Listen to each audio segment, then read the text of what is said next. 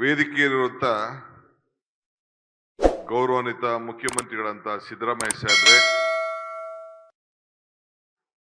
ಈಗ ತಾನೇ ತಮ್ಮನ್ನ ನಾನು ಉದ್ದೇಶಿಸಿ ಮಾತನಾಡಿದಂತ ಎಚ್.ಕೆ. ಪಾಟೀಲ್ ಸಾಹೇಬ್ರೆ, ಮೋಹನ್ ಕಾತರ್ಕಿ ಅವರೇ, ವೇದಿಕೆಯಲ್ಲಿರುವಂತ ಎಲ್ಲ ನನ್ನ ಬೋಸರಾಜ್ ಅವರೇ, ವೇದಿಕೆಯಲ್ಲಿರುವಂತ ಎಲ್ಲ ನನ್ನ ಸಹೋದ್ಯೋಗಿಗಳೇ, ನಾನು ಈ ಕಾರ್ಯಕ್ರಮಕ್ಕೆ ಮಾಜಿ ನೀರಾವರಿ ಸಚಿವರನ್ನ ಆಹ್ವಾನಿಸಿದ್ದೆ, ಬೊಮ್ಮಾಯಿರವ್ರನ್ನು ಆಹ್ವಾನಿಸಿದ್ದೆ ಬರಬೇಕು ಅಂತೇಳಿ. ಬೊಮ್ಮಾಯಿ ಅವರು ಲಾಸ್ಟ್ ಇನ್ವಿಟೇಷನ್ ಅಲ್ಲಿ ಅವರ ಹೆಸರಿತ್ತು. ಅವರು ನೀನು ಸ್ವಲ್ಪ ಟೀಕೆ ಕೂಡ ಮಾಡಿದ್ಯಪ್ಪ, ಸುಮ್ಮನೆ ಎಂಬ್ರಾಸಿಂಗ್ ಆಗ್ತದೆ ಅಂತ ಅವರು ಕೆಲವರ ಕಷ್ಟನ ಹೇಳ್ಕೊಂಡ್ರು. ಅವರು ಇರೋ ಸತ್ಯ ಹೇಳಲೇಬೇಕಲ್ಲ, ನಾನು ಯಾರು ಏನೇನು ಯಾವ ಸರ್ಕಾರ ಎಷ್ಟು ಸಹಕಾರ ಕೊಟ್ಟಿದೆ ಅಂತನೂ ಹೇಳಲೇಬೇಕಲ್ಲ. ಅದನ್ನ ಕೆಲವು ಈ ಒಂದು ನನ್ನ ಪುಸ್ತಕದಲ್ಲಿ ಬರೆದಿದ್ದೇನೆ. ಎಲ್ಲಿ ಸೆಂಟ್ರಲ್ ಗವರ್ಮೆಂಟ್ ಎಲ್ಲೆಲ್ಲಿ ಫೇಲ್ ಆಗಿದೆ, ಎಲ್ಲಿ ಸಹಕಾರ ಕೊಟ್ಟಿಲ್ಲ ಬರೆದಿದ್ದೇನೆ. ಸೊ ಅವರು ಬರೋದು ಕಷ್ಟ ಆಗ್ತದೆ ಅಂತ ಹೇಳಿದ್ರು. ಆಯ್ತು ಅಂತ ಹೇಳಿ ನಿಮ್ಮ ಬ್ಲೆಸ್ಸಿಂಗ್ಸ್ ಇರಲಿ ಅಂತ ಹೇಳಿ ಅಲ್ಲಿಗೆ ಬಿಟ್ಟೆ. ಆಮೇಲೆ ಎಂ.ಬಿ. ಪಾಟೀಲ್ ಅವ್ರು ಕರೆದಿದ್ದೆ, ಕಾರಣದಿಂದ ಅವ್ರು ಬಂದಿಲ್ಲ. ಅವರು ಇರಿಗೇಷನ್ ಮಿನಿಸ್ಟರ್ ಆಗಿದ್ರು. ಯಾಕೆಂದ್ರೆ ಜಾಸ್ತಿ ಜನ ಕರೆದ ತಕ್ಷಣ ಟೈಮ್ ಜಾಸ್ತಿ ಹಿಡಿತದೆ. ಇನ್ನ ನಮ್ಮ ಮುಖ್ಯಮಂತ್ರಿಗಳು ಅವರು ಕೂಡ 2 ಬಾರಿ, ನಮ್ಮ ರಾಜ್ಯದಲ್ಲಿ ಒಂದು ಪದ್ಧತಿ ಇದೆ, ಏನಪ್ಪಾ ಅಂದ್ರೆ ಯಾರೇ ನೀರಾವರಿ ಮಂತ್ರಿ ಆದ್ರೂ ಕೂಡ 4 ಬೋರ್ಡ್ಗೂ ಕೂಡ ಚೀಫ್ ಮಿನಿಸ್ಟ್ರೇ ಅದಕ್ಕೆ ಅಧ್ಯಕ್ಷರಾಗಿ ಕೆಲಸ ಮಾಡ್ತಾರೆ. ಸೊ ನಾನು ಮಂತ್ರಿ ಇದ್ರು ಕೂಡ ಪ್ರತಿ ಒಂದು ಡಿಸಿಷನ್ ಅಲ್ಲೂ ಕೂಡ ಮುಖ್ಯಮಂತ್ರಿಗಳು ಮೇಜರ್ ಡಿಸಿಷನ್ಸ್ ಅಲ್ಲಿ ಭಾಗಿಯಾಗಿರ್ತದೆ. ಸೊ ಅವರೇ ಇದನ್ನ ಬಿಡುಗಡೆ ಮಾಡಬೇಕು ಅಂತೇಳಿ ಅವ್ರ ಕೈಲಿ ಇವತ್ತು ಬಹಳ ಸಂತೋಷದಿಂದ ಬಿಡುಗಡೆಯನ್ನ ಮಾಡಿಸಿದ್ದೇವೆ. ನನ್ನ ಕರೆಗೆ ಹೂಗುಟ್ಟು ಬಂದು ಮುಖ್ಯಮಂತ್ರಿಗಳು ಬಂದು ಈ ಒಂದು ನೀರಿನ ಹೆಜ್ಜೆಯನ್ನ ಬಿಡುಗಡೆ ಮಾಡೋದಕ್ಕೆ ಸರ್ಕಾರದ ಎಲ್ಲ ನನ್ನ ಸಹೋದ್ಯೋಗಿಗಳ ಪರವಾಗಿ, ಶಾಸಕರ ಪರವಾಗಿ, ನೀರಾವರಿ ಇಲಾಖೆಯ ಎಲ್ಲ ನನ್ನ ಸಹೋದ್ಯೋಗಿಗಳು, ಸಿಬ್ಬಂದಿಯವರು, ಇಂಜಿನಿಯರ್ಸ್ ಎಲ್ಲರ ಪರವಾಗಿ ಅವರಿಗೆ ನಾನು ತುಂಬ ಹೃದಯದ ಅಭಿನಂದನೆ ಸಲ್ಲಿಸಲಿಕ್ಕೆ ಬಯಸ್ತಾ ಇದ್ದೇನೆ. ನೀರು ನೀಲಿ ಬಂಗಾರ. ಈ ಜವಾಬ್ದಾರಿಯನ್ನ ನಾನು ಹಿಂದೆ ಸಿದ್ದರಾಮಯ್ಯನವರ ಕಾಲದಲ್ಲಿ ಪವರ್ ಮಿನಿಸ್ಟರ್ ಆಗಿದ್ದೆ, ಅಂದ್ರೆ ಇಂದಿನ ಸಚಿವರಾಗಿದ್ದೆ. ಅದಾದ್ಮೇಲೆ ಕುಮಾರಸ್ವಾಮಿ ಅವರ ಕಾಲ ಬಂತು, ಕೊಲ್ಯೂಷನ್ ಗವರ್ಮೆಂಟ್. ನಾನು ಪವರ್ ಮಿನಿಸ್ಟರ್ ಆಗಿ ಕಂಟಿನ್ಯೂ ಆಗಬೇಕು ಅಂತೇಳಿ ನಾನು ಆಸೆ ಪಟ್ಟೆ. ವೇದಿಕೆಯಲ್ಲಿ ಬಹಳ ಜನ ಮಿನಿಸ್ಟರ್ಸ್ ಎಲ್ಲ ಇದ್ದೀರಿ, ಎಲ್ಲರ ಹೆಸರು ತೆಗೆದುಕೊಂಡಿಲ್ಲ, ಕ್ಷಮಿಸ್ಬೇಕು. ಕೆಳಗಡೆ ಎಲ್ಲ ಶಾಸಕರಿದ್ದೀರಿ, ನಿಮ್ಮ ಹೆಸರು ತೆಗೆದುಕೊಳ್ಳಿಲ್ಲ, ಕ್ಷಮಿಸ್ಬೇಕು. ಇನ್ನ ಬಹಳ ಜನ ಮಾಧ್ಯಮದವರು, ಮುಖಂಡರುಗಳು ಎಲ್ಲ ಕೂಡ ಇದ್ದೀರಿ. ಯಾರು ಏನಪ್ಪಾ ನನ್ನ ಹೆಸರು ತಗೊಳ್ಳಿಲ್ಲ, ಶಿವಕುಮಾರ್ ನೇರವಾಗಿ ಹೋಗ್ತಾ ಇದ್ದಾನೆ ಅಂತ ಯಾರೋ ಅನ್ಯತಾ ಭಾವನೆ ಬೇಡ ಅಂತ ನಾನು ತಮ್ಮೆಲ್ಲರ ಕ್ಷಮಾಪಣೆ ಕೂಡ ನಾನು ಈ ಸಂದರ್ಭದಲ್ಲಿ ಕೇಳಲಿಕ್ಕೆ ನಾನು ಬಯಸ್ತಾ ಇದ್ದೇನೆ. ಒಂದು ನಾನು ಸಿದ್ದರಾಮಯ್ಯನವರು, ಪರಮೇಶ್ವರ್ 3 ಜನ ಇದ್ದು ನಾನು ಪವರ್ ಬೇಕು ಅಂತ ಕೇಳಿದೆ.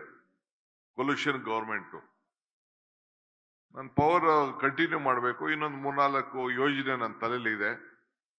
ಅಷ್ಟೊತ್ತಿಗೆ ಇಡೀ ಪ್ರಪಂಚದ ಒಂದು ದೊಡ್ಡ ಅದ್ಭುತ ಇದು ನಮ್ಮ ಪಾವಗಡ ಸೋಲಾರ್ ಪಾರ್ಕ್.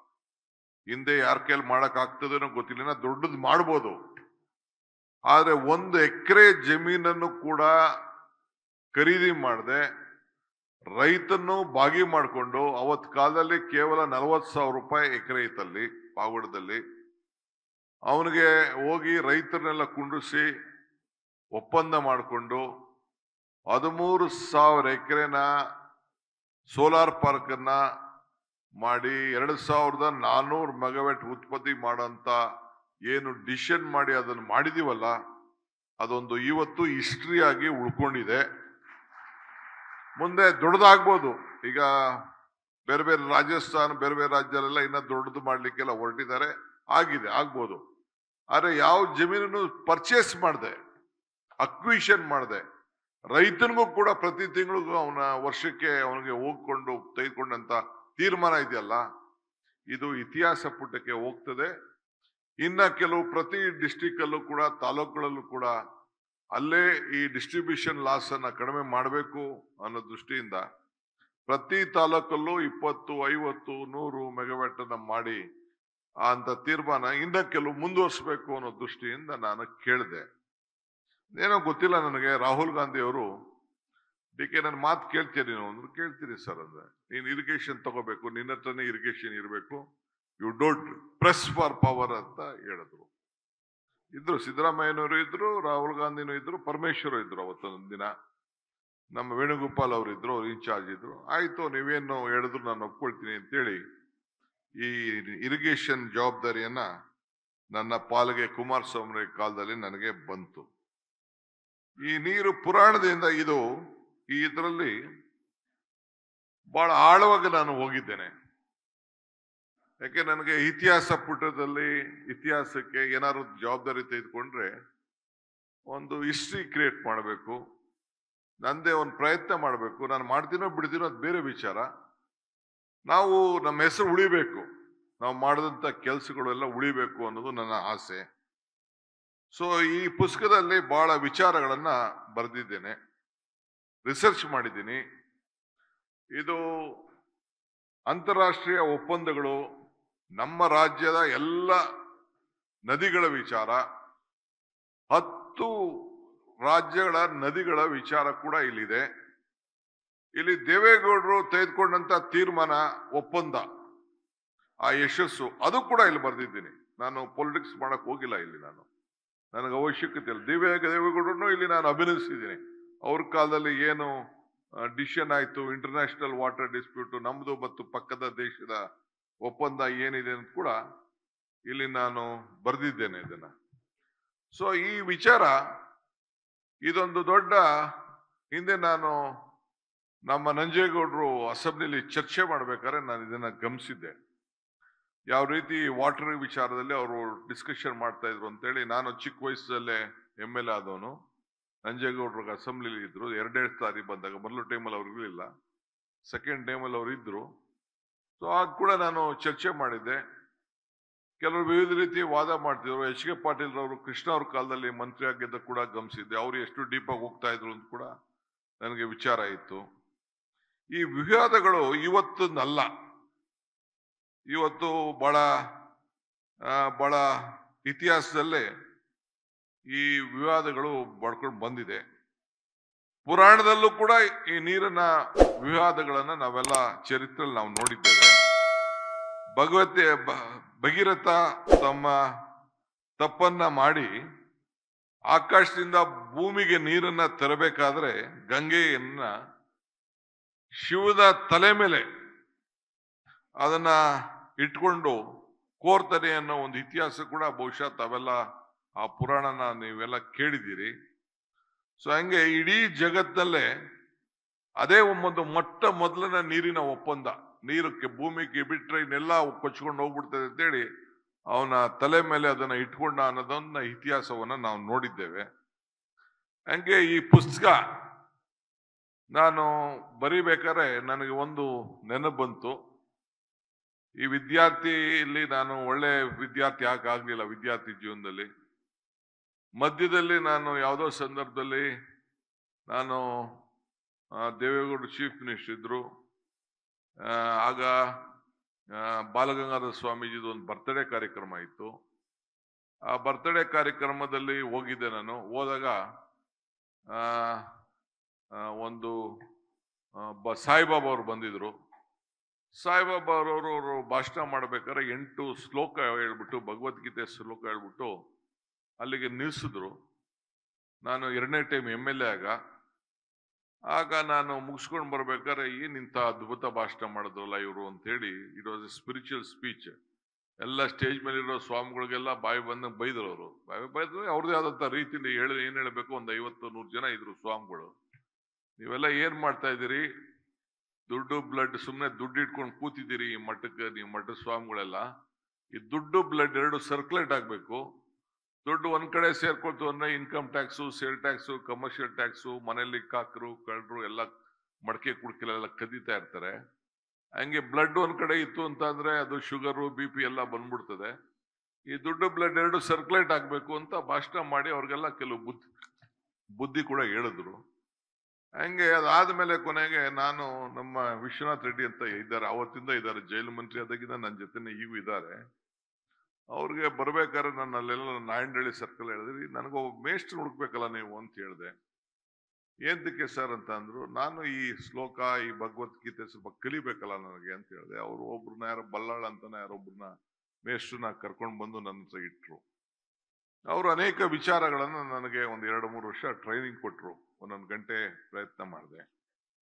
ಪ್ರಯತ್ನ ಮಾಡಿದಾಗ ಆ ಸಂದರ್ಭದಲ್ಲಿ ಈಗ ಅದನ್ನ ನಾನು ನೆನೆಸ್ಕೊಳ್ತಾ ಇದ್ದೀನಿ. ನಾನು ಗಂಗೆ ಪುತ್ರ ಭೀಷ್ಮ ಅವನೊಂದು ಮಾತು ಹೇಳ್ತಾನೆ, ಋಣೈ ಚತುರ್ಭಿ ಸಂಯುಕ್ತ ಜಾಯಂತೆ ಮಾನವ ಭುವಿ ಪಿತೃ ದೇವರ್ಷಿ ಮನುಜೈ ತೆಬ್ಯಸ್ಥ ಧರ್ಮತ ಅಂತಾನೆ. ಅಂದ್ರೆ ಮನುಷ್ಯ ಹುಟ್ಟುವಾಗ 4 ಋಣದೊಂದಿಗೆ ಹುಟ್ಟದಂತೆ. ಒಂದು ತಂದೆ ತಾಯಿ ಋಣ, ಒಂದು ದೇವರ ಋಣ, ಒಂದು ಗುರುವಿನ ಋಣ, ಒಂದು ಸಮಾಜದ ಋಣ. ಆ ಋಣವನ್ನ ತೀರಿಸ್ಬೇಕಾದ್ರೆ ಧರ್ಮದಿಂದ ತೀರಿಸ್ಬೇಕಂತೆ. ಹಂಗೆ ನಾನು ಈ ಸಂದರ್ಭದಲ್ಲಿ ಈ ಜವಾಬ್ದಾರಿ ನನಗೆ ಕೊಟ್ಟ ಮೇಲೆ, ರಾಹುಲ್ ಗಾಂಧಿ ಅವರು ಕೊಟ್ಟರು, ಈಗ ಸಿದ್ದರಾಮಯ್ಯ ಸಾಹೇಬರು ಕೊಟ್ಟ ಮೇಲೆ, ಇದು ಒಂದು ನೀರು.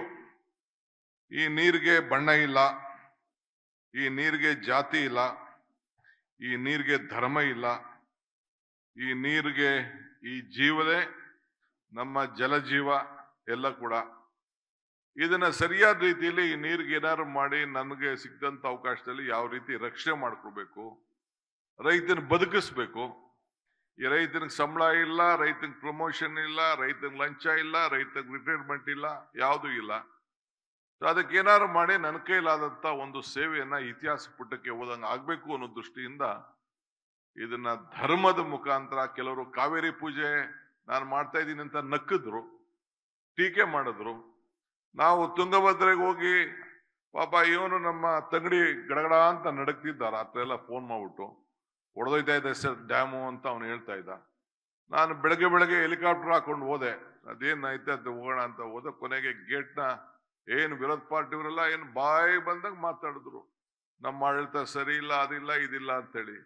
15 ದಿನಕ್ಕೆ ಆ ಗೇಟನ್ನ ವಾಪಸ್ ತಂದು ಇವತ್ತು ಬೆಳಗ್ಗೆನೂ ಮೀಟಿಂಗ್ ಮಾಡಿ ಇಡೀ ರಾಜ್ಯದ ಎಲ್ಲ ಗೇಟ್ಗಳನ್ನ ಕೂಡ ನಾವು ಬದಲಾಯಿಸ್ಬೇಕು ಅಂತ ತೀರ್ಮಾನ ಮಾಡ್ದು. ಕೆಲವು ರಾಜಕಾರಣ ಮಾಡ್ತಾರೆ. ಆಗ ಒಂದು ಮಾತು ಹೇಳಿದೆ, ಟೀಕೆಗಳು ಸಾಯ್ತವೆ, ಕೆಲಸಗಳು ಉಳಿತವೆ ಅನ್ನೋ ಮಾತನ್ನು ಕೂಡ ನಾನು ಹೇಳಿದೆ. ನಾನು ಹಂಗೆ ಇವತ್ತು ಈ ನೀರಿಗೆ, ಈ ಜನಕ್ಕೆ, ಈ ಸಮಾಜಕ್ಕೆ ಈ ಋಣವನ್ನ ತೀರಿಸ್ಬೇಕು ಅಂತ ಹೇಳಿ ಈ ಜವಾಬ್ದಾರಿಯನ್ನು ತೆಗೆದುಕೊಂಡು ನನ್ನ ಕೈಲಾದಂತ ಪ್ರಯತ್ನವನ್ನ ನಾನು ಮಾಡ್ತಾ ಇದ್ದೇನೆ. ನಾನು ದೊಡ್ಡ ಆರ್ಥಿಕ ತಜ್ಞ ಅಲ್ಲ. ಬಹುಶಃ SM ಕೃಷ್ಣರವರ ಕಾಲದಲ್ಲಿ ಇತ್ತು ಅವಕಾಶ ನನಗೆ, ನಾನು ಆಗ ತಗೊಳಕ್ ಹೋಗ್ಲಿಲ್ಲ. ನಾನು ಇಲ್ಲಿ ಕೆಲವು ನನ್ನ ಮಿನಿಸ್ಟರ್ಸ್ ಕೊಲೀಗ್ಸ್ ಎಲ್ಲ ಸ್ಟೇಜ್ ಮೇಲೆ ಇದ್ದಾರೆ. ನಾನು ಸಿದ್ದರಾಮಯ್ಯನವರು ರಾಯಚೂರಲ್ಲಿ ಎಲೆಕ್ಷನ್ ಟೈಮಲ್ಲಿ ಒಂದು ತೀರ್ಮಾನ ಮಾಡ್ದು. ಕೆಲವು ಶಾಸಕರು, ನಮ್ಮ ರವಿ ಕೆಲವರೆಲ್ಲ ಇದ್ರಲ್ಲ, ಕೆಲವರೆಲ್ಲ ನನ್ನ ಜೊತೆ ಇದ್ದಂತ ಶಾಸಕರಿಗಿದ್ರು. ಒಂದು ತೀರ್ಮಾನ ಮಾಡ್ದು, ಈ ಕಾವೇರಿ ವಿಚಾರದಲ್ಲಿ, ಮೇಕೆದಾಟು ವಿಚಾರದಲ್ಲಿ ನಮಗೆ ಆದಂತ ಒಂದು ಮಾಹಿತಿ ಬಂತು. ಮಾಹಿತಿ ಬಂದ ಮೇಲೆ ಕೊನೆಗೆ ನಾವು ಇಲ್ಲಿಗೆ ಬಂದು ತೀರ್ಮಾನ ಮಾಡ್ದು, ಮೇಕೆದಾಟು ಪಾದಯಾತ್ರೆ ಮಾಡಬೇಕು ಅಂತೇಳಿ ನಾವು ತೀರ್ಮಾನ ಮಾಡ್ದು. ಮಾಡಾದ್ಮೇಲೆ ಕೆಲವರೆಲ್ಲ ಕೋವಿಡ್ ಬೇರೆ ಬಂದ್ಬಿಡ್ತು. ಬಂದಂತ ಸಂದರ್ಭದಲ್ಲಿ ಬೇಕಾದಷ್ಟು ನಡೀತು, ಎಲ್ಲ ಪ್ರಿಪರೇಷನ್ ಕೂಡ ಆಗೋಯ್ತು. ಕನಕ್ಪುರಕ್ಕೆ ಹೋಗಿದ್ದೀವಿ, ಬೆಳಗ್ಗೆ ಪ್ರಾರಂಭ ಮಾಡಬೇಕು, ಹೆಜ್ಜೆ ಹಾಕ್ಬೇಕು. ನಾನು ಮುಖ್ಯಮಂತ್ರಿಗಳು ಇದನ್ನ ಇಟ್ಟರು ಫೋಟೋ, ನಾನು ಇದನ್ನೇ ಇಟ್ಟೆ. ನಾನು ಕೇಳಿದ್ರು ಪಕ್ಕದಲ್ಲಿ ನನ್ನ ಕೃಷ್ಣ ಬೈರೇಗೌಡ, ಇದು ತಪ್ಪಿಟ್ಬಿಟ್ಟಿದ್ದೀರಿ ಅಂತ.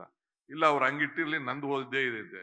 ಇದೇನಪ್ಪ ಅಂದ್ರೆ ನಮ್ಮ ಹಕ್ಕು, ನಮ್ಮ ನೀರು, ಈ ಕೈ, ಈ ಹಸ್ತ ಇದಿದೆ ಅಂತೇಳಿ ಆವತ್ತು ಕೊನೆಗೆ ನನ್ನ ಫ್ರೆಂಡ್ಸ್ ಎಲ್ಲ ಕೊಲಿಗ್ ಪಾಪ ಅವ್ರದೇ ಆದಂತ ಅಭಿಪ್ರಾಯಗಳು, ಇಲ್ಲ ಮಾಡಕ್ಕಾಗಲ್ಲ, ಕ್ಯಾನ್ಸಲ್ ಮಾಡಬೇಕು, ಎಲ್ಲ ಸಿದ್ಧತೆ ಮಾಡ್ಕೊಬಿಟ್ಟಿದ್ದೀವಿ. ನಾನು ಮುಖ್ಯಮಂತ್ರಿಗಳು ಪ್ರೆಸ್ ಕಾನ್ಫರೆನ್ಸ್ ಮಾಡಿದ್ದೀವಿ. ಯಾರು ಕೊನೆಗೆ ನಾನು ಹೇಳ್ದೆ, ಯಾರು ಬರ್ಲಿ ಬರ್ದೇ ಹೋಗ್ಲಿ, ನಾನು ಸಿದ್ದರಾಮಯ್ಯನವರು ಹೆಜ್ಜೆ ಹಾಕ್ತೇವೆ ಅನ್ನೋ ಒಂದು ಸಂಕಲ್ಪವನ್ನು ಮಾಡಿ ಅವತ್ತಿನ ಕಾಲದಲ್ಲಿ ಹೆಜ್ಜೆ ಹಾಕಿ ಸಂಗಮದಿಂದ ಹಿಡಿದು ಆ ಸಂಗಮ್ ದಡದ ಮೇಲೆನೆ ನನ್ನ ತಮ್ಮ ಡಿ ಕೆ ಸುರೇಶ್ ಒಂದು ಸ್ಟೇಜ್ ನ ಕ್ರಿಯೇಟ್ ಮಾಡ್ದ. ಬಹುಶಃ ಇಲ್ಲೆಲ್ಲೋ ಇರ್ಬೇಕು, ಹಾಕಿದ್ರೆ ನಿಮ್ಗೆ ಆ ಸ್ಟೇಜು ಕಾಣ್ತದೆ. ಹೊಸ ಕ್ರಿಯೇಟ್ ಮಾಡ್ಬಿಟ್ಟು ಒಂದು 40 ಅಡಿ ದೂರಕ್ಕೆ ಒಂದು ದೊಡ್ಡ ಸ್ಟೇಜ್ ಮಾಡಿ ಮಲ್ಲಿಕಾರ್ಜುನ್ ಖರ್ಗೆ ಸಾಹೇಬರು, ವಿರೋಧ ಪಕ್ಷದ ನಾಯಕರು, ಅವ್ರ ಕೈಲಿ ಅದನ್ನ ಉದ್ಘಾಟನೆ ಮಾಡಿಸ್ತವು. ಮೊಯ್ಲಿ ಸಾಹೇಬರು ಬಂದಿದ್ದು, ಕೆಲವು ಎಲ್ಲ ನನ್ನ ಸಹೋದ್ಯೋಗಿಗಳು ಎಲ್ಲ ಬಂದು ಅವತ್ತಿನ ಕಾಲದಲ್ಲಿ ಉದ್ಘಾಟನೆಯನ್ನ ಕೂಡ ಮಾಡಿಸಿ ಹೆಜ್ಜೆ ಹಾಕ್ತಾವ್. ಏನ್ ವಿರೋಧ ಪಾರ್ಟಿಯವರು ಕೇಸ್ ಎಲ್ಲ ಹಾಕಿದ್ರು, ಎಲ್ಲರ ಮೇಲೂ ಕೇಸ್ ಹಾಕಿದ್ರು. ಕೋವಿಡ್ ಸಂದರ್ಭದಲ್ಲಿ ಎಲ್ಲರೂ ಇನ್ನ ಕೆಲವು ಕೇಸ್ ನಡೀತಾನೆ ಇದೆ. ಅದು ಕೂಡ ಮಾಡ್ದು. ಮಧ್ಯದಲ್ಲಿ ನಿಲ್ಸ್ಬೇಕಾದಂತ ಒತ್ತಡ ಕೂಡ ದೆಹಲಿಯಿಂದನೂ ತಂದ್ರು, ಆರೋಗ್ಯ ಪರಿಸ್ಥಿತಿ. ಆಮೇಲೆ ನನ್ನ ಬಂದವನು ಯಾವನು ಟೆಸ್ಟ್ ಮಾಡ್ಬಿಟ್ಟು ನನಗೆ ಕೊರೋನಾ ಇದೆ ಅಂತೇಳಿ ಅವನ್ ಬಂದು ರಿಪೋರ್ಟ್ ಕೊಡಕ್ ಬಂದ.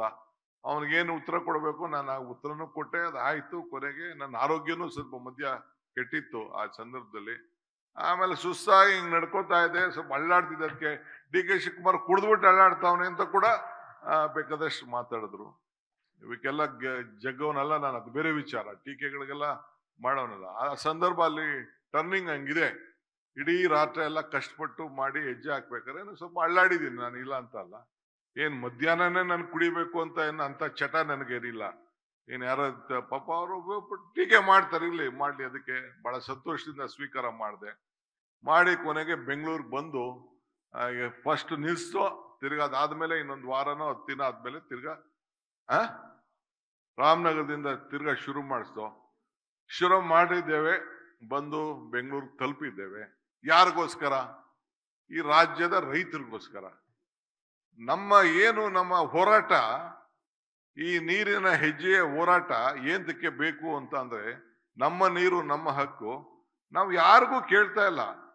ಇವತ್ತು ನಾನು ಹೇಳ್ತಾ ಇದ್ದೇನೆ, ಈ ತೀರ್ಪು ಏನಿದೆಯಲ್ಲ, ನಿನ್ನೆ ಬಂದಂತ ಐತಿಹಾಸಿಕವಾದಂತ ತೀರ್ಪು, ಇದನ್ನ ಹೆಂಗೆ ನೀರ್ ಆಗಿದೆ, ನೀರ್ ತೀರ್ಪು ಬಂದಿದೆ ಅಂತ ನನಗ್ ಗೊತ್ತು, ಮುಖ್ಯಮಂತ್ರಿಗಳಿಗೆ ಗೊತ್ತು, ನಮ್ಮ ಅಡ್ವೊಕೇಟ್ ಜನರಲ್ ಗೊತ್ತು, ಮತ್ತು ಕೆಲವ್ರಿಗೆ ಮಾತ್ರ ಗೊತ್ತು. ಇದನ್ನ ಯಾವ ರೀತಿ ನನ್ನ ಶ್ರಮ, ನಮ್ಮ ದಿಕ್ಕು, ಆಲೋಚನೆ ಯಾವರಲ್ಲಿ ಈ ತೀರ್ಪು ಇವತ್ತು ನಮ್ಗೆ ನ್ಯಾಯ ಸಿಕ್ಕಿದೆ ಅಂತಂದ್ರೆ, ಎಲ್ಲಿ ಶ್ರಮ ಇದೆಯೋ ಅಲ್ಲಿ ಫಲ ಇದೆ, ಎಲ್ಲಿ ಭಕ್ತಿ ಇದೆಯೋ ಅಲ್ಲಿ ಭಗವಂತ ಇದ್ದಾನೆ ಅನ್ನೋದಕ್ಕೆ ಇದೆ. ನಾನು ಕೆಲವು ಸಂದರ್ಭದಲ್ಲಿ ನಾನು ಬೆಂಗಳೂರಿನಲ್ಲಿ ಮಾಡಿದೆ. ಫಸ್ಟು ಕಾವೇರಿ ಆರತಿ ಅಂತ ಮಾಡಿದೆ. ಕೆಲವರು ಪರ ಬರೆದ್ರು, ಕೆಲವರು ವಿರೋಧ ಬರೆದ್ರು, ಕೆಲವರು ಟೀಕೆ ಮಾಡಿದ್ರು. ಈ ಮಧ್ಯದಲ್ಲಿ ಕಾವೇರಿ ಆರತಿ ಮಾಡಬೇಕು ಅಂತ ಅದೊಂದು ಘೋಷಣೆ ಮಾಡಿದೆ. ಕೆಲವರು ರೈತ ಸಂಘದವರು ಬೇಕಾದಷ್ಟು ಮಾಡಿದ್ರು, ದುಡ್ಡು ಕೂಡ ನಾನು ಇಟ್ಟೆ. ಆದ್ರೂ ನಾನು ನನ್ನ ಅಚಲವಾದಂತ ನಿರ್ಧಾರನ ನಾನು ಬದಲಾವಣೆ ಮಾಡಕ್ಕೆ ಹೋಗ್ಲಿಲ್ಲ. ನಾನು ಎಷ್ಟೇ ಟೀಕೆ ಮಾಡಿದ್ರು ನನ್ನ ಕೆಲಸ ಮಾಡಬೇಕು ಅಂತ ಪ್ರಾರ್ಥನೆ ಮಾಡ್ತೀನಿ. ಪ್ರಾರ್ಥನೆ ಮಾಡಕ್ಕೆ ಯಾರಿಗೆ ಪರ್ಮಿಷನ್ ಬೇಕು? ಪ್ರಾರ್ಥನೆ ಮಾಡಕ್ಕೆ ಎಲ್ಲರೂ ಅವ್ರವ್ರು ಪ್ರಾರ್ಥನೆ ಮಾಡ್ತಾರೆ. ನೀವೆಲ್ಲ ನಿಮ್ಮ ಮನೆಯಲ್ಲಾರು ಪ್ರಾರ್ಥನೆ ಮಾಡ್ತೀರಿ. ಕೆಲವು ದೇವಸ್ಥಾನ ರೋಡಲ್ಲಿ ಹೋಗ್ತಾ ಇರ್ತೀರಿ, ದೇವಸ್ಥಾನ ನೋಡಿದ್ರೆ ಕಾಲ್ ಚಪ್ಪಲಿನ ಕೆಳಗಡೆ ಕಾರಲ್ಲೇ ಬಿಟ್ಬಿಟ್ಟು ಹಿಂಗ್ ನಮಸ್ಕಾರ ಅಂತ ಹೇಳ್ತೀವಿ. ಹಂಗೆ ನನಗೆ ಪ್ರಯತ್ನ ವಿಫಲ ಆಗ್ಬೋದು, ಪ್ರಾರ್ಥನೆ ವಿಫಲ ಆಗ್ಲಿಕ್ಕೆ ಸಾಧ್ಯ ಇಲ್ಲ ಅನ್ನೋದು ಕೂಡ ನನ್ನ ನಂಬಿಕೆ. ಆ ನಂಬಿಕೆಲೇ ನನಗೆ ತೀರ್ಪನ್ನ ಇವತ್ತು ನಮ್ಗೆ ಸಿಕ್ಕಿದೆ. ಈ ತೀರ್ಪಿನ ಶಕ್ತಿ ಬಹುಶಃ ಆಡಳಿತದ ಇರೋರು ಮಾತ್ರ ಗೊತ್ತಿದೆ.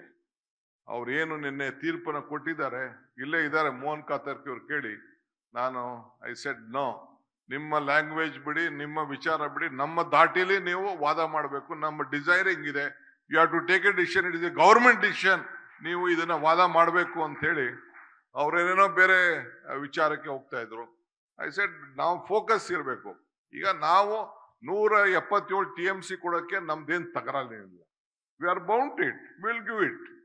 ಅದ್ರ ಮೇಲೆ ಹಿಂದೆ ಈಗಿದ್ದಂತ CJ ಹಿಂದೆ 1 ವರ್ಷದಿಂದ ಅವರು ಒಂದು ಪ್ರಶ್ನೆ ಯಾವುದೋ ಸಂದರ್ಭದಲ್ಲಿ ತಮಿಳ್ನಾಡವ್ರು ಕೇಳ್ತಾರೆ. ಏನ್ ಕೇಳ್ತಾರೆ?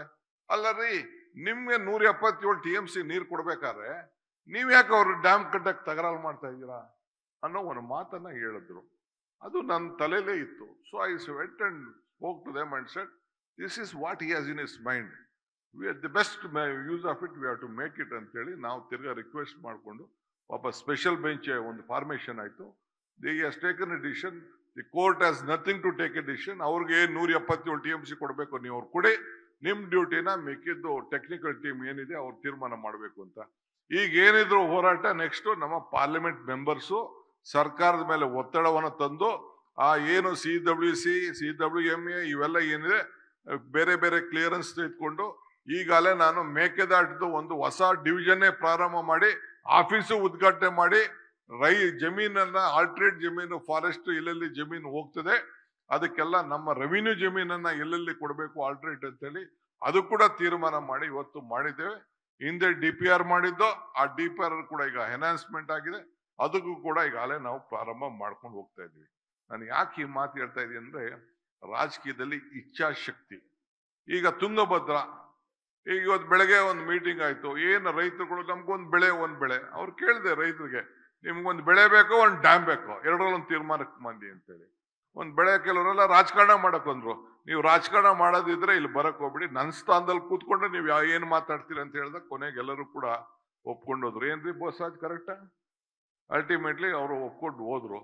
ಈಗ ನಾವು ಅದನ್ನ ಗೇಟ್ ಮಾಡಿಸ್ತಾ ಇರೋದು ಅವ್ರಿಗೋಸ್ಕರ. ಆಮೇಲೆ ಡಿಸಿಷನ್ಸ್ ಇಲ್ಲಿ ನಾವು ಒಬ್ಬರೇ ಮಾಡಲ್ಲ.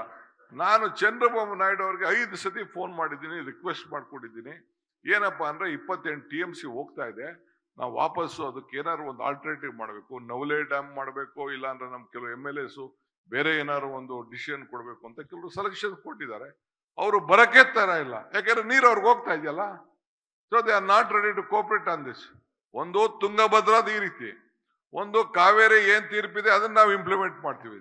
ಇನ್ನೊಂದು ಕೃಷ್ಣದು ಏನ್ ಅವಾರ್ಡ್ ಆಗಿದೆ, ಅವಾರ್ಡ್ 2010 ಆಯ್ತು, 13 ಆಯ್ತು, ಇವತ್ತವರೆಗೂ ನಮ್ಗೆ ಗೆಜೆಟ್ ನೋಟಿಫಿಕೇಶನ್ ಮಾಡಕ್ ಬಂದಿಲ್ಲ.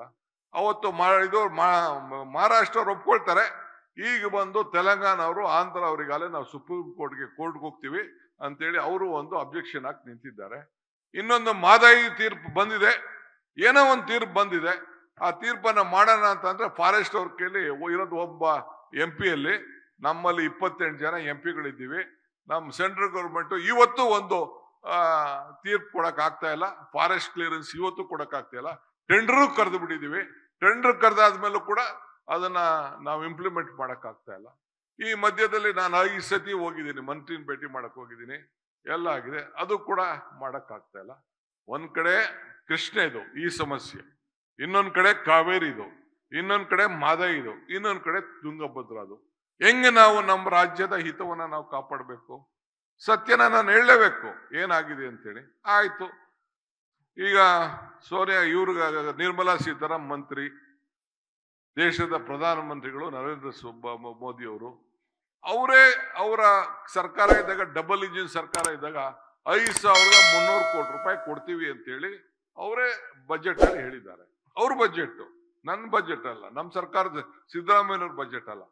ಕೊಡ್ತೀನಿ ಅಂತ ಹೇಳಿ ಆ ನೀರನ್ನ ಇವತ್ತು ಕೊಡ್ತೀವಿ ಅಂತ ಹೇಳಿ ಅದನ್ನ ತೆಗೆದುಕೊಂಡು ಬಂದು ಇವರು ಬೊಮ್ಮಾಯಿಯವರು ಕೂಡ ಹೌದು ಅವ್ರು ಹೇಳಿದ್ದಾರೆ ಅದನ್ನ ಕೊಡ್ತೀನಿ ಅಂತ ಇಲ್ಲೂ ಸೇರ್ಸಿಸ್ಬಿಟ್ಟು ಇದ್ರ ಒಳಗಡೆ ಅವರು ಸೇರಿಸಿದ್ದಾರೆ. ಕೊನೆಗೆ ಇವತ್ತವರೆಗೂ ₹1 ಬಿಡುಗ ಸಿಕ್ಕಿಲ್ಲ. ಅದನ್ನ ಕೇಳಷ್ಟು ಧ್ವನಿ, ಆತ್ಮಧೈರ್ಯ, ಶಕ್ತಿ ಈ ಸರ್ಕಾರಕ್ಕಿಲ್ಲ ಅಂತ ಅಂದ್ಮೇಲೆ ನಾವ್ಯಾಕೆ ಇಲ್ಲಿ ಬಂದು ಆಡಳಿತವನ್ನ ಮಾಡಬೇಕು? ಅದಕ್ಕೆ ಈ ವಿಚಾರವನ್ನ ನಾನು ಇಲ್ಲೂ ಕೂಡ ಇದನ್ನ ಪ್ರಸ್ತಾವನೆ ಮಾಡಿದ್ವಿ. ಒಂದು ದಿನ ಈ ರಾಜ್ಯದ MP ಗಳು, BJP MP ಗಳು, ಮೊದಲು ಒಬ್ಬನೇ ನನ್ನ ತಮ್ಮ ಇದ್ದ, ಅದು ಬೇರೆ ವಿಚಾರ. ಈಗ 20 ಜನ ಇದ್ದಾರೆ, ರಾಜ್ಯಸಭಾ ಇದ್ದಾರೆ. ಒಂದಿನ ತುಟಿಕ್ ಪಿಟಿಕ್ ಅಂತ ಹೋಗಿ ರಾಜ್ಯದ ಹಿತಕ್ಕೆ 3 ಕಾಸು ಕೊಡಿ, ಕೊಟ್ಟು ಮಾತು ಉಳಿಸ್ಕೊಳ್ಳಿ, ಕೊಟ್ಟು ಮಾತದು ಬೇರೆ ಏನಿಲ್ಲ, ಹೊಸಗೇನು ಕೊಡೋದೇನಿಲ್ಲ. ಏನು ಬಜೆಟ್ ಅಂತ ಯಾಕೆ ಇದೆ ಘೋಷಣೆ ಮಾಡಿದ್ದಾರೆ, ಅದರಲ್ಲಿ ಇವ್ರ ಕೈಲಿ ದುಡ್ಡು ಕೊಡಕ್ ಆಗ್ಲಿಲ್ಲ ಅಂತ ಅಂದ್ಮೇಲೆ ಯಾಕೆ ಈ ರಾಜ್ಯ ಅದ್ ಹೆಂಗ್ MP ಕಂಟಿನ್ಯೂ ಆಗಿದ್ದಾರೋ ನನಗಂತೂ ಅರ್ಥ ಆಗ್ತಿಲ್ಲ. ಸುಮ್ನೆ ಹೋಗ್ ಬರೋದ, ಒಂದಿನ ಬಾಯಿ ತೆಗ್ದಿದ್ದು ನೋಡಿಲ್ಲ, ಬರೀ ಟೀಕೆಗಳು ಮಾಡ್ತಾರೆ. ಬರೀ ಗುಂಡಿ ಹಂಗಿದೆ, ಆ ಕೆಲಸ ಮಾಡಿಲ್ಲ, ನೀವು ಈ ಕೆಲಸ ಮಾಡಿಲ್ಲ, ಇಷ್ಟು ಮಾತು ಹೇಳ್ತಾರೆ. ಯಾವತ್ತಾರ ಒಂದು ದಿನ MP ಗಳು ಹೋಗಿ ರಾಜ್ಯದ ಹಿತಕ್ಕೆ ಹೋಗಿ, ನೀವು ಅದೇ ತಮಿಳ್ನಾಡು ಹೋಗಿ, ನೀವು ಅದೇ ಆಂಧ್ರಾಗ ಹೋಗಿ, ನೀವು what ever may be the issue, they all are joining together. ಇಲ್ಲಿ ಒಬ್ರು ಕೂಡ ಹೋಗಿ ಒಂದು ಮಾತನ್ನ ಹಾಡಕ್ಕೆ ಆಗ್ತಾ ಇಲ್ಲ.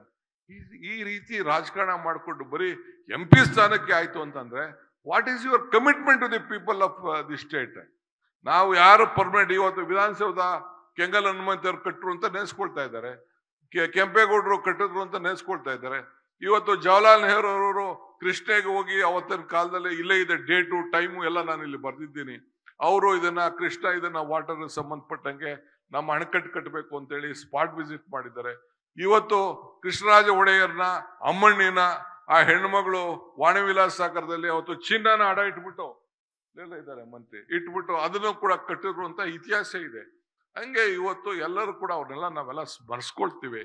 ಹಂಗೆ ಏನು ಈ ರಾಜ್ಯಕ್ಕೆ ಕೊಡುಗೆಯನ್ನ ನಾವು ಕೊಡ್ತಾ ಇದೀವಿ ಅನ್ನೋದು ಬಹಳ ಮುಖ್ಯ. ಅದಕ್ಕೆ ನಾನು ಯಾವಾಗ್ಲೂ ಒಂದೊಂದು ಮಾತು ಹೇಳ್ತಾ ಇರ್ತೀನಿ. ಮನುಷ್ಯನ ಹುಟ್ಟು ಆಕಸ್ಮಿಕವಾದ್ದು, ಸಾವು ಅನಿವಾರ್ಯ, ಜನನ ಉಚಿತ, ಮರಣ ಖಚಿತ ಅಂತೇಳಿ. ಹಂಗೆ ನಾವು ಅಧಿಕಾರ ಎಷ್ಟು ದಿನ ಇರ್ತದೆ ಅನ್ನೋದು ಬಹಳ ಮುಖ್ಯ ಅಲ್ಲ.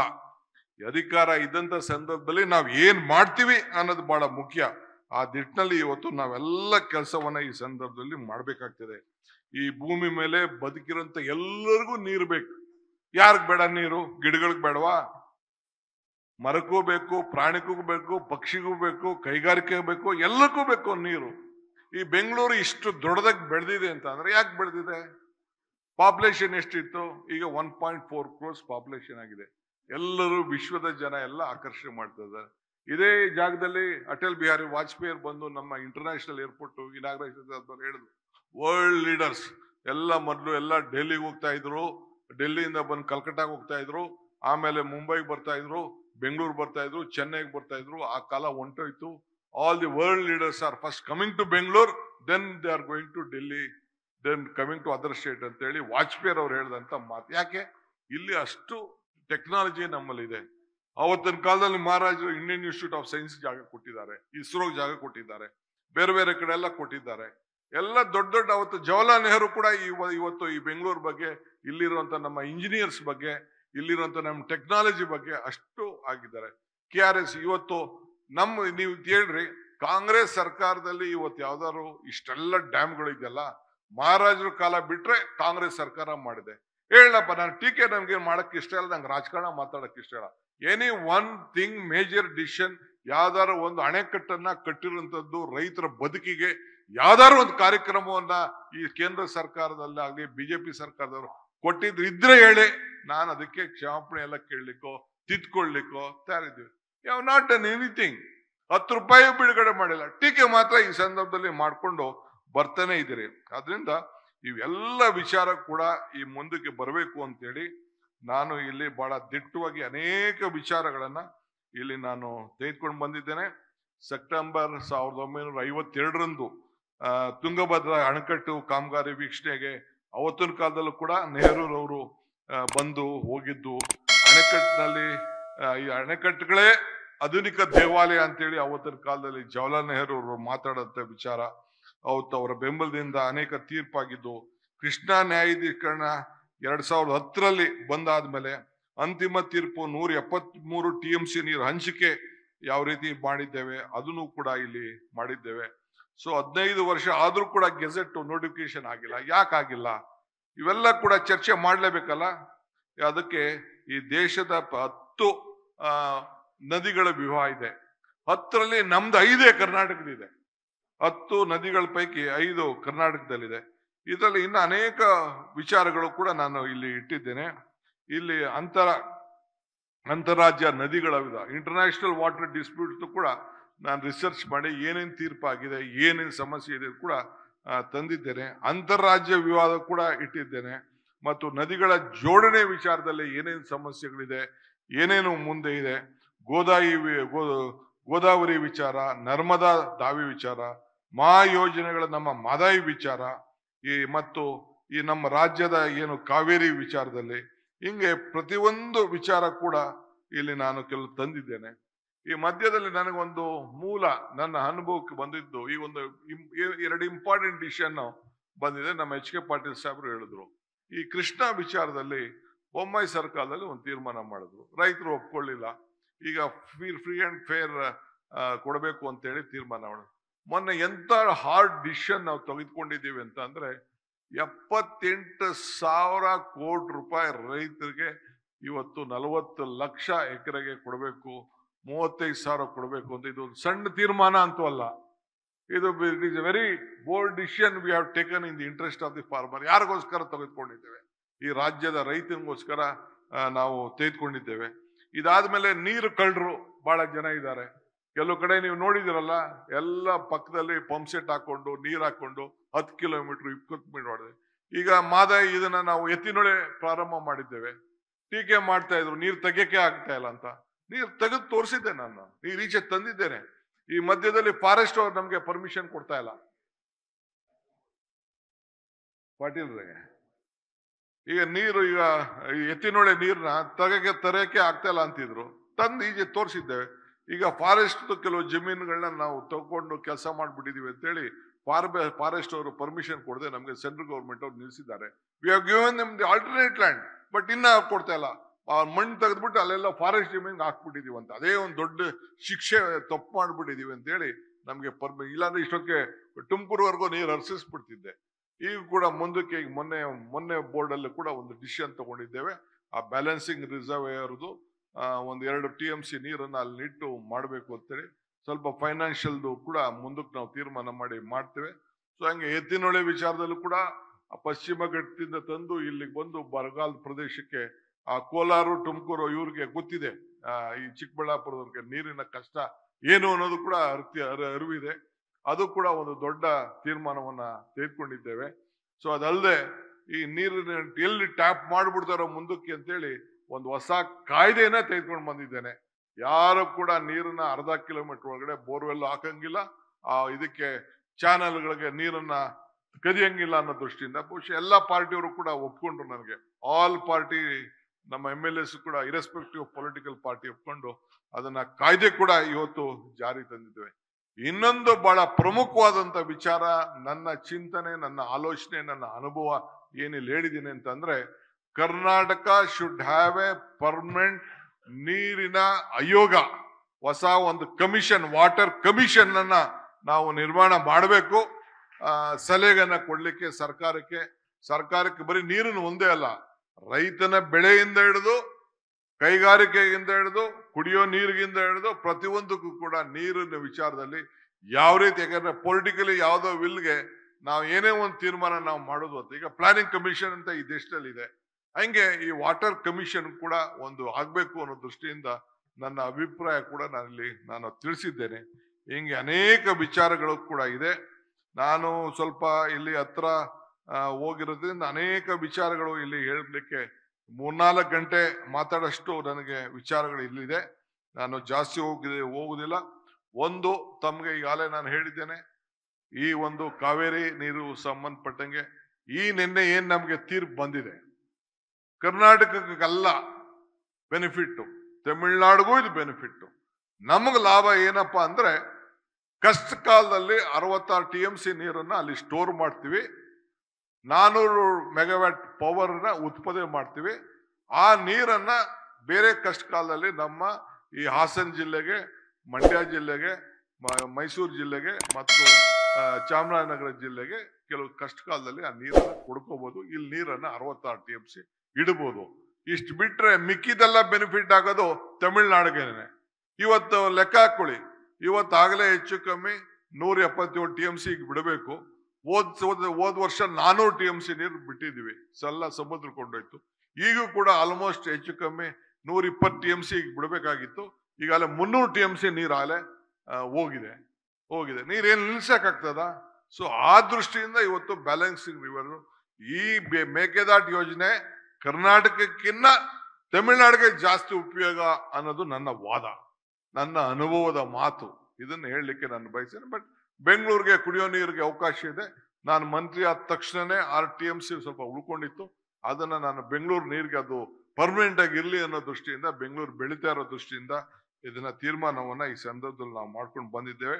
ಈಗ ನೀವು ಗುಬ್ಬಿ ನಾವು ಎತ್ತಿನೊಳೆ ವಿಚಾರ ಹೇಳಿದೆ, ನೀವೆಲ್ಲ ಒಂದ್ಸತಿ ಒಂದು ಟೂರ್ ಹೋಗಿ, MLAಗಳು ಬೇರೆ ಲೀಡರ್ಗಳು, ಒಂದು ಅಕ್ವಿಡೆಕ್ಟ್ ಮಾಡಿದ್ದೀವಿ ನಾವಲ್ಲಿ. ಒಂದು ಅಕ್ವಿಡೆಕ್ಟ್ ಇಡೀ ಏಷ್ಯಾಲೆಲ್ಲೂ ಇಲ್ಲ. ಏಷ್ಯಲ್ಲಿ ನಾನು ಹೇಳ್ತಾ ಇದ್ದೀನಿ, 44 ಮೀಟರ್ ಮೇಲೆ ಎಲ್ಲ ನಮ್ಮ ಇವರಿದ್ದಾರೆ, ಜಯಚಂದ್ರ ಇದ್ದಾರೆ, ಅವರು KH ಮುನಿಯಪ್ಪ ಅವ್ರು ಬಂದಿದ್ರು, ಕರ್ಕೊಂಡು ಹೋಗಿದ್ದೆ ನಾನು. 40 ಅಂದ್ರೆ 100 ಚಿಲ್ಲರೆ ಹೆಡಿ ಮೇಲೆ 44 ಮೀಟರ್ 150 ಅಡಿ ಮೇಲೆ ಅದು ಹೋಗ್ತದೆ. ಆ ಪರಿಸರ, ಆ ವ್ಯೂ, ಅದು ನೋಡಿದ್ರೆ ಎಷ್ಟು ಸಿನಿಮಾ ತೆಗಿತಾರ ಗೊತ್ತಿಲ್ಲ. ಅದನ್ನ 10 ಕಿಲೋಮೀಟರ್ ಆ ರೀತಿ ಬರೀ ಕುಡಿಯೋ ನೀರು ತರಲಿಕ್ಕೋಸ್ಕರ ಮಾಡಿದ್ದೇವೆ. ಮೊನ್ನೆ ಮುಖ್ಯಮಂತ್ರಿಗಳು ನನಗೆ ಆದೇಶ ಕೊಟ್ಟರು, ಫಸ್ಟ್ ಈ ಕುಡಿಯೋ ನೀರಿನ ಬಗ್ಗೆ ನಾವು ಕೊಡೋಣ, ಮಿಕ್ಕಿದ್ದು ಕೆರೆ ತುಂಬಿಸೋದೆಲ್ಲ later will take a decision ಅಂತ ಕೂಡ ನಾವು ತೀರ್ಮಾನ ಮಾಡಿದ್ದೇವೆ. ಹಂಗೆ ಈ ಸಂದರ್ಭದಲ್ಲಿ ನಮ್ಮ ರಾಜ್ಯದ ಹಿತವನ್ನ ಕಾಪಾಡಲಿಕ್ಕೆ ಇನ್ ಕೆಲವು ಅಮೆಂಡ್ಮೆಂಟು ಮಾಡ್ಬೇಕಾಗ್ತದೆ, ಇನ್ ಕೆಲವು ವಿಚಾರನೂ ಸೇರಿಸಬೇಕಾದಿದೆ. ನಿನ್ನೆ ತೀರ್ಪು ಎಲ್ಲ ಕೂಡ ಆಲೋಚಿತ ಎಲ್ಲ ನೋಡೋಣ ಮುಂದಕ್ಕೆ. ಮುಂದಕ್ಕೆ ನಮ್ಮ ಶಾಸಕರಿಗೆ, ನಮ್ಮ ಪೊಲಿಟಿಕಲ್ ಇದಕ್ಕೆ, ನಮ್ಮ ಅಧಿಕಾರಿಗಳಿಗೆ ಎಲ್ಲರೂ ಕೂಡ ಈ ಸಂದರ್ಭದಲ್ಲಿ ಈ ಒಂದು ಗ್ರಂಥ ಮುಂದಕ್ಕೆ ಬಹಳ ಅನುಕೂಲ ಆಗ್ತದೆ ಅನ್ನೋ ದೃಷ್ಟಿಯಿಂದ ಇಂಟರ್ನ್ಯಾಷನಲ್ ಡಿಸ್ಪ್ಯೂಟ್ಸು, ರಾಜ್ಯದ ಡಿಸ್ಪ್ಯೂಟು, ನಮ್ಮ state and inter state dispute ಎಲ್ಲ ಕೂಡ ಇದರಲ್ಲಿ ಇಟ್ಟು ನನ್ನ ಅಭಿಪ್ರಾಯ ಏನು ಅನ್ನೋದು ಕೂಡ ಇಲ್ಲಿ ನಾವು ಸೇರಿಸ್ಕೊಂಡು ಹೋಗಿದ್ದೇವೆ. ಅದರಿಂದ ನಿನ್ನ ಮುಖ್ಯಮಂತ್ರಿಗಳು ಕೂಡ ಅವರ ಅನುಭವದ ಮಾತುಗಳನ್ನ ಮಾತಾಡ್ಬೇಕಾಗ್ತದೆ.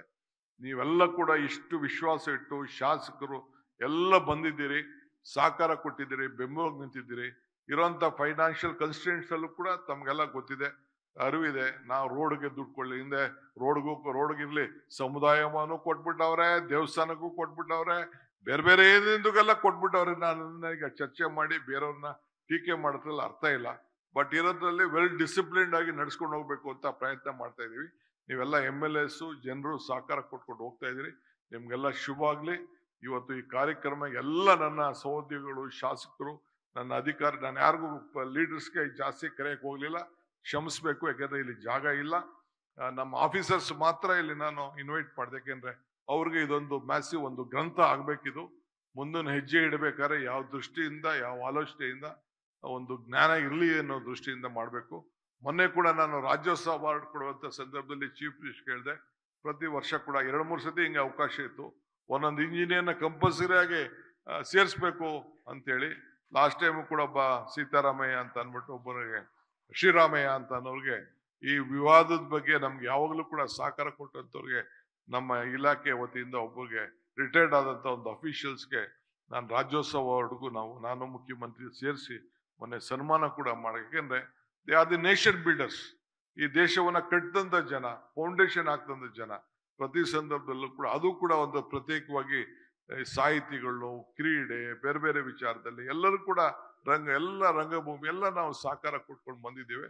ಅದು ಒಂದು ಸೆಕ್ಷನ್ ಇರ್ಲಿ ಅನ್ನೋ ದೃಷ್ಟಿಯಿಂದ ಇಂಜಿನಿಯರ್ಸ್ಗೂ ಕೂಡ ನಾವು ಗೌರವನ ಕೊಡಬೇಕು ಅಂತ ತೀರ್ಮಾನ ಮಾಡಿದ್ದೇವೆ. ಬಹಳ ವಿಚಾರ ಇದೆ, ಜಾಸ್ತಿ ತೆಗೆದುಕೊಂಡು ಹೋಗಕ್ಕೆ ಇಷ್ಟ ಇಲ್ಲ.